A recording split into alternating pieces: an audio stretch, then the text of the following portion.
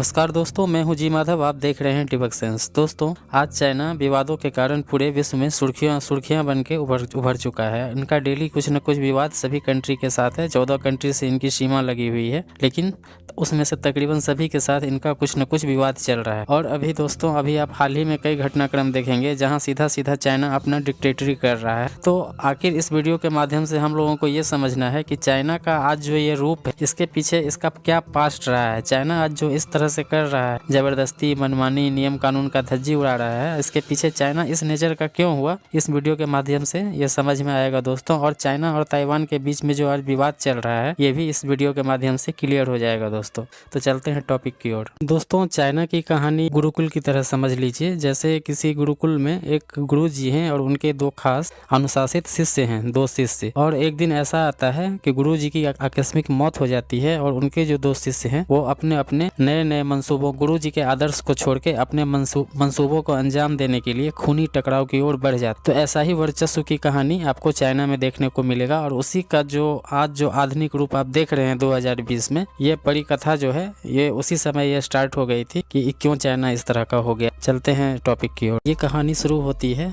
जिस समय चाइना में क्वाइन वंश का शासन था।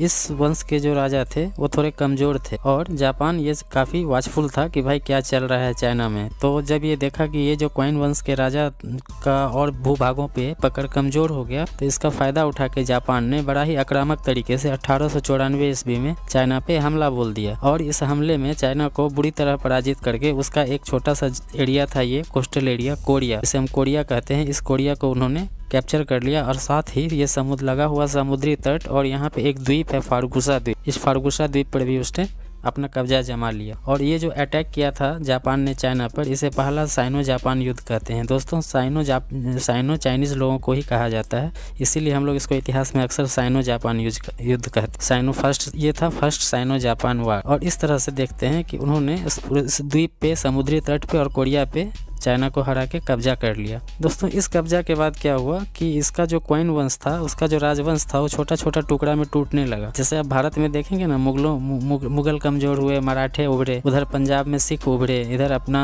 जो है दक्षिण में तेजी से मराठों का उदय हुआ था, राजपूत शासक आगे आए थे। उसी तरह चाइना भी पार्ट पार्ट में बिखर गया उस हमले के बाद। और जिस तरह से चाइना बिखर गया, तो ऐसा भारत में भी आप देखेंगे, भारत भी इसी तरह बिखरा था। एक साम्राज्य टूटता था, दूसरा आता था, तो भारत पार्ट पार्ट में अलग अलग बिखर गया था। आपको याद होगा कि भारत को यूनिफाइड नेशन सरदार वल्लभ भाई पटेल ने दिया था।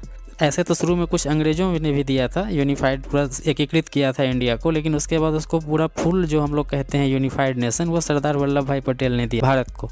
उसी तरह चाइना जब इस तरह से विभक्त था, तो चाइना में भी एक काफ़ी पॉपुलर नेता थे, सान्यात सेन। सान्यात सेन एक बहुत ही काफ़ी चाइना के पॉपुलर नेता थे, जिनका सपना भारत के पटेल साहब की तरह ही था कि हम ये जो चाइना बिखरा हुआ, चाइना पड़ा हुआ है, ये जापान के युद्ध के बाद से और भी वो बिखर गया था पार्ट पार्ट में, तो उस सबको एकीकृत करना चाहते थे, ये यूनिफाइड नेशन का बनाना चाहते थे, पूरे चाइना को एक करना चाहते थे। तो ये सान्यात सेन जो है वो काफ़ी पॉपुलर नेता थे और ये पूरे चाइना को यूनिफाइड चाइना बनाना चाहते थे। लेकिन हुआ क्या कि उनको सफलता तो बहुत मिली भी सान्यात सेन को, लेकिन और सान्यात सेन ने इसी दरमियान क्या किया था, 1912 ईस्वी में अपना चाइना में एक पार्टी का गठन किया जिसका नाम था कुओमिंटांग पार्टी। तो सान्यात सेन ने 1912 में इस पार्टी का स्थापना किया, जिसके तहत, जिसके बैनर के नीचे वो पूरे चाइना को यूनिफाइड चाइना का दर्जा देना चाह रहे थे। और उनको इस काम में काफ़ी सफलता भी मिला, लेकिन ये सफलता अधिक दिन नहीं चला। कारण क्या है, 1925 ईस्वी में अचानक इनकी मृत्यु हो गई। दोस्तों, अब इनकी मृत्यु तो हो गई 1925 में। इनके मरने के बाद इनकी जो पार्टी थी कुओमिंटांग पार्टी, वो 2 पार्ट में बट गई। जो इनके जो गए थे, जो शिष्य 2 ठो, ये दोनों आपस में इन लोगों का मनमुटाव हुआ। उन लोगों का जो है सो आपसी घमासान महायुद्ध शुरू हो गया अपने अपने स्वार्थों को लेके। तो इस तरह से हम देखते हैं कि 1912 में जो पार्टी की स्थापना हुई, कुओमिंटांग पार्टी, इसका कोई खास अस्तित्व भी नहीं रह गया 1925 में सान्यात सेन की मृत्यु के बाद। और उसके बाद जो है पार्टी 2 भागों में बट गई और यहीं से शुरू होता है चाइना में महायुद्ध की कहानी। कुओमिंटांग पार्टी 2 भागों में बट गई, एक बनी नेशनलिस्ट पार्टी और एक बनी कम्युनिस्ट पार्टी। तो नेशनलिस्ट पार्टी को जो लीड कर रहे थे उनका नाम था चियांग काई शेक, और कम्युनिस्ट पार्टी को जो लीड कर रहे थे उसका नाम था माओ जेडोंग। अब देखिए क्या है, दोनों की विचारधारा में काफ़ी अंतर था। जो नेशनलिस्ट पार्टी के जो नेता थे वो कहते थे कि भाई जनता को भी कुछ अधिकार मिलना चाहिए देश में, लेकिन जबकि कम्युनिस्ट वाले कहते थे कि जनता को कोई अधिकार नहीं देना चाहिए, सरकार निर्णय करेगी कि जनता कैसे रहेगी। लोकतंत्र का उसमें कहीं पे कोई जिक्र ही नहीं था इस कम्युनिस्ट में, जो माओ जेडोंग नेतृत्व कर रहे थे। फिर नेशनलिस्ट पार्टी का कहना था कि भाई एक लोकतंत्र होना चाहिए जिसमें जनता को सरकार चुनने का मौका लगना चाहिए। कम्युनिस्ट आके कहता था कि जनता को कोई अधिकार नहीं देना चाहिए, कुछ लोग होंगे जो आपस में मिलकर डिसाइड कर लेंगे कि उनका अगला नेता कौन होगा। तो ये एक और अंतर। तीसरा अंतर उनका सोच में ये भी था, देखिए ये क्या था कि एक जो चांग काई शेक जो नेशनलिस्ट पार्टी को लीड कर रहे थे, वो उनका जो नीति था वो काफी उदारवादी और लोकतांत्रिक नीति और एक सभ्य समाज की परिकल्पना पे आधारित था। लेकिन ये जो माओ जेडोंग का नेतृत्व था कम्युनिस्ट का, तो ये पूरी फुल्ली डिक्टेटरशिप, जनता पे अत्याचार, तानाशाही पे पूरा ये आश्रित था यह पार्टी। तो अब इस दोनों में, अब जाहिर है दोनों में घमासान हुआ, और घमासान कैसे हुआ और ये किस करवट बैठा वो आगे आपको पता चलेगा। दोस्तों माओ जेडोंग चाहते थे कि पूरे चाइना पे उनका इन्फ्लुएंस रहे, जबकि ये जो नेता थे नेशनलिस्ट वाले चांग काई शेक, वो चाहते थे कि नहीं पूरा चाइना मेरे हिसाब से चले, और इसी में घमासान चालू हो गया और दोनों अपने अपने सपने को लेके महत्वाकांक्षी होते चले गए। हालांकि दोनों का सपना एक ही था, यूनिफाइड चाइना बनाना है, जो सन यात सेन का सपना था, और इस सपने को वो लोग आगे बढ़ा रहे थे और सफल भी हो रहे। लेकिन वर्चस्व की टकराहट इतनी अधिक बढ़ गई कि ये लोग आपस में खुद ही कमजोर होते चले गए और कहानी टर्न हो गया। दोस्तों वर्चस्व की लड़ाई चल ही रही थी, तब तक 1927 में क्या हुआ, नेशनलिस्ट पार्टी के लोगों ने चाइना का एक बहुत बड़ा शहर है शंघाई, उन्होंने शंघाई शहर में घुस के नेशनलिस्ट वालों ने कम्युनिस्ट वालों को लाखों की संख्या में घुस के शंघाई शहर में घुस के काटना शुरू कर दिया, मतलब नरसंहार कर दिया। उसमें स्त्री, महिला, बच्चे, मतलब बेदर्दी से बड़ा ही खतरनाक रूप से ये घटना को ये अंजाम दे दिया, और ये कम्युनिस्ट वालों की उसमें बुरी तरह कत्लेआम कर दिया गया और कम्युनिस्ट वालों की बुरी तरह हार हो गई। तो इसे हम लोग शंघाई नरसंहार के नाम से भी जानते हैं इतिहास में। ये 1927 में हुआ था, लाखों स्त्री, बच्चे लोगों को नेशनलिस्ट वालों ने काट दिया था कम्युनिस्ट वालों के घर में घुस के। तो ये काफ़ी बहुत ही ख़राब ये नरसंहार था दोस्तों। लेकिन इसका इफेक्ट क्या हुआ कि उसमें क्या हुआ कि कम्युनिस्ट वालों की बहुत बुरी तरह से पराजय हो गई। उन लोग मतलब सहम गए और डर के बैकफुट पे आ गए। हालांकि हुआ क्या कि बाद में ये घटना जो है पूरे चाइना में सिविल वॉर का रूप ले लिया, गृह युद्ध का रूप ले लिया, और यह गृह युद्ध तब तक चला जब दोनों में से एक पार्टी की पूरी तरह अंत न हो गई। अब हम लोग देखते हैं कि आखिर गृह युद्ध तो तभी समाप्त होगा जब इसमें से कोई एक पार्टी का हमेशा के लिए अंत हो जाएगा। तो अब इसमें से हम लोग देखेंगे इस कहानी में कौन जीता और कौन हारा। दोस्तों चाइना तो पूरा गृह युद्ध का शिकार हो ही गया था, और यह लगभग तकरीबन 1923 से 1950 तक चला था दोस्तों।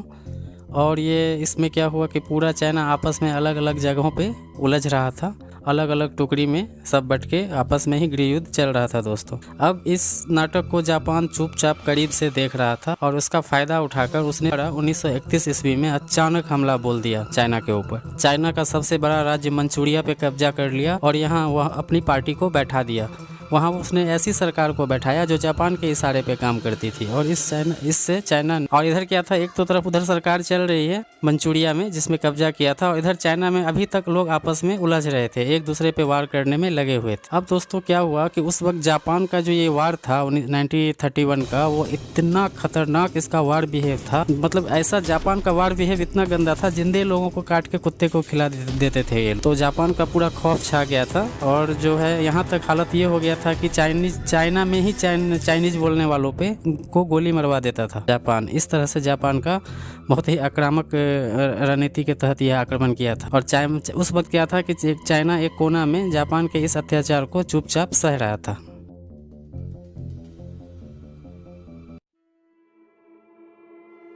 जापान के इस ताबड़तोड़ हमला से चाइना बुरी तरह डर गया, और चाइना में आपस में लड़ रहे कम्युनिस्ट और जो नेशनलिस्ट पार्टी थी, वो इस दोनों का वार बिहेवियर देखकर दोनों एक हो गई, और दोनों ने डिसाइड किया कि भाई हम लोग अगर इस तरह लड़ते रहेंगे तो एक दिन पूरा का पूरा चाइना जापान कैप्चर कर लेगा। और हुआ भी यही, और दोनों मिलके उसने सोचा कि हम लोग जापान से इस बात का बदला लेंगे, लेकिन वो कभी बदला नहीं ले सका। उल्टा उसके मंचूरिया 1937 में उल्टा उस पर हमला भी हो गया, उसके हाथ से मंचूरिया भी जा चुका था। और दोस्तों जब तक ये युद्ध तब तक चला जब तक कि 1945 में जापान के ऊपर परमाणु बम ना गिर गया, और चाइना की ये दोनों पार्टी लाख कोशिशें कर ली पर वो जापान को कभी नहीं हरा पाया। दोस्तों 1945 में जापान के ऊपर एटम बम गिरने के बाद चाइना ने क्या किया, वो चला गया रसिया के पास, और वहाँ चूँकि रसिया में भी उस वक्त कम्युनिस्ट का शासन था, नेशनलिस्ट वालों को भगाने के लिए चाइना ने रसिया से मदद मांगा।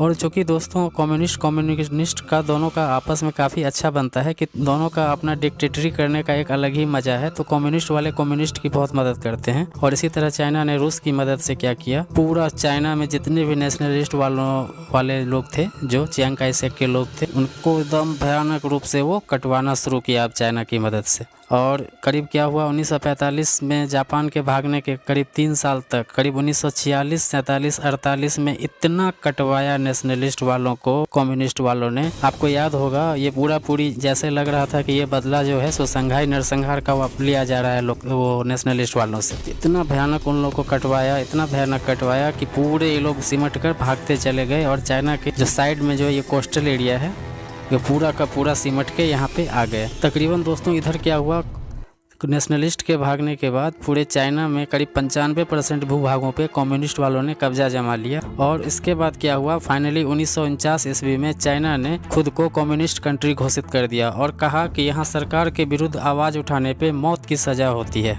दोस्तों कम्युनिस्टों का घात लगा के इस हमला को देखकर चियांग काई शेक जो थे, उन्होंने लोकतंत्र समर्थकों से कहा कि भैया अब यहाँ से आप लोग चले जाइए और बगल में जो फारगुसा द्वीप है उस पे चले जाइए और अपना जान बचाना, पहले जान बचाएंगे फिर इस लड़ाई को लड़ेंगे। और हुआ भी वही दोस्तों, सारे साजो सामान के साथ जो नेशनलिस्ट पार्टी के लोग थे वो अपना घर, कपड़ा, बर्तन, गाय, फैक्ट्री, एक सामान लेके उस द्वीप पर चले गए, फारगुसा द्वीप पर, जिसे आज ताइवान कहते हैं। और सबसे लास्ट में गए चियांग काई शेक।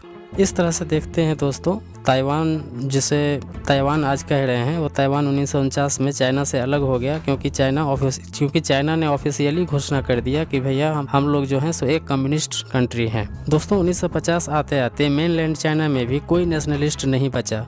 सारा का सारा फारगुसा द्वीप, जिसे आज ताइवान कहते हैं, और उस पे जाके बस गई और नेशनलिस्ट चाइना छोड़कर भाग खड़े हुए थे, क्योंकि उनको अपना जान बचाना मुश्किल हो रहा था। और 1927 में चाइना में शुरू हुआ ये जो गृह युद्ध था, लास्ट में अंततः अब समाप्त हो गया 1949 में आकर। आपको याद होगा मैंने बताया था कि जो सान्यात सेन के बाद जो ये गृह युद्ध शुरू हुआ था 1927 से, ये फाइनली पूरा, जब तक उन्होंने पूरे नेशनलिस्ट को मार काट के भगा नहीं दिया इस द्वीप पे, तब तक यह गृह युद्ध चलता रहा था दोस्तों। और यह गृह युद्ध जो है, और हालांकि समाप्त क्या हुआ दोस्तों, गृह युद्ध चाइना से समाप्त हो गया। बाकी अभी ये दोनों जो हैं अभी ताइवान और चाइना, अभी उनकी अभी तनातनी चल ही रही है।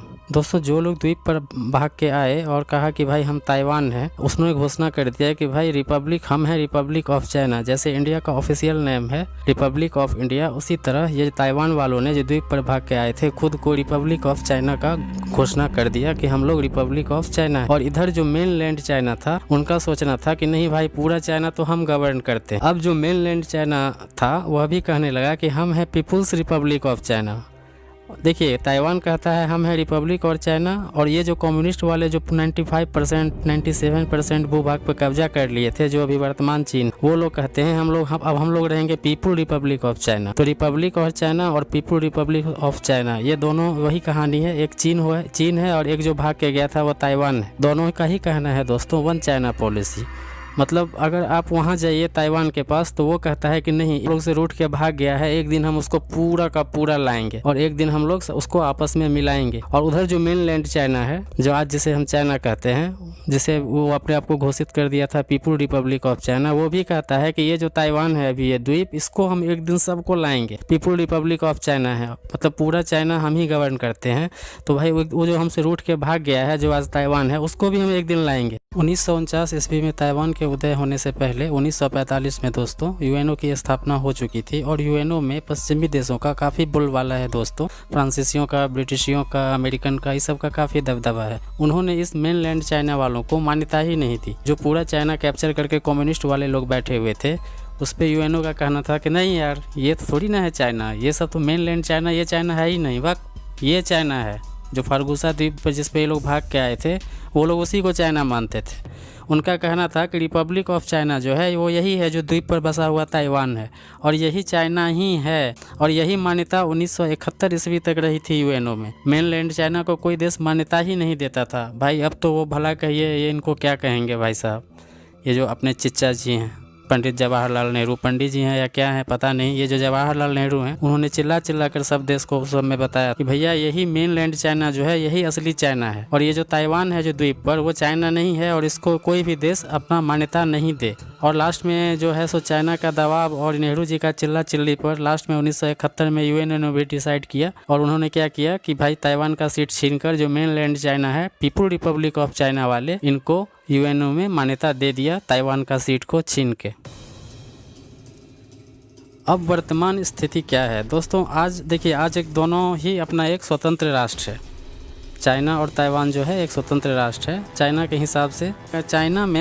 हिसाब से सभी व्यापारिक रिश्ते और रखने की एक वन चाइना पॉलिसी साइन करनी पड़ती है।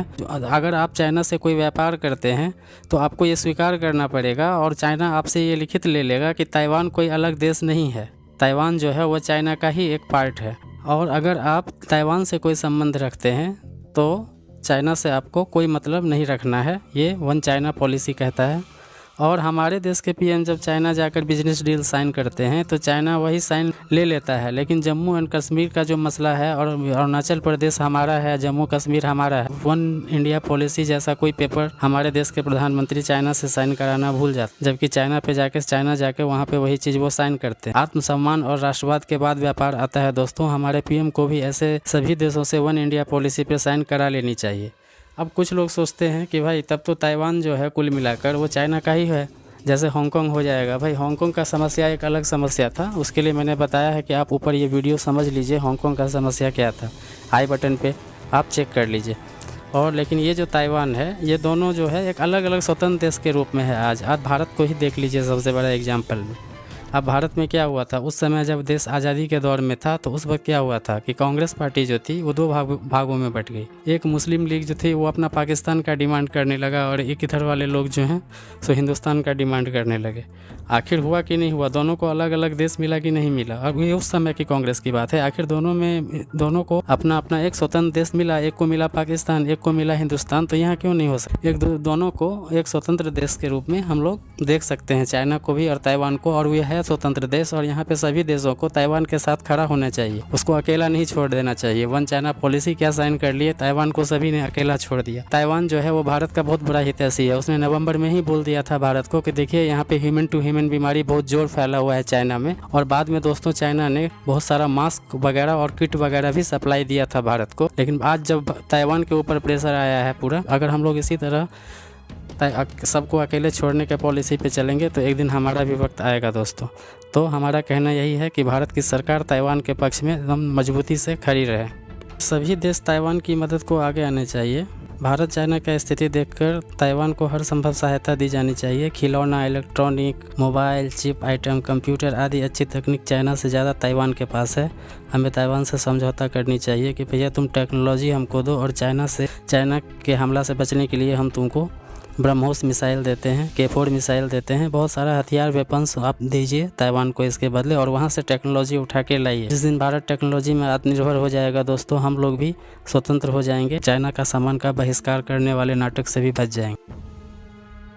दोस्तों सरकार को भी सोचनी चाहिए कि जनता महंगाई का जो विरोध कर रही है, आखिर क्यों कर रही है? आखिर जनता ही तो महंगाई का विरोध करती है। चाइना से युद्ध की स्थिति में भारत को एक आंकड़े तैयार करानी चाहिए कि जनता चाइना के किस किस सामानों को यूज करती है। जनता चाइना के खाने पीने, जूता चप्पल, कपड़ा, इन सब चीज़ों का यूज ना के बराबर करती है। जनता सिर्फ electronic components, electronic computer peripherals, chips level products का यूज ही ज़्यादा करती है दोस्तों।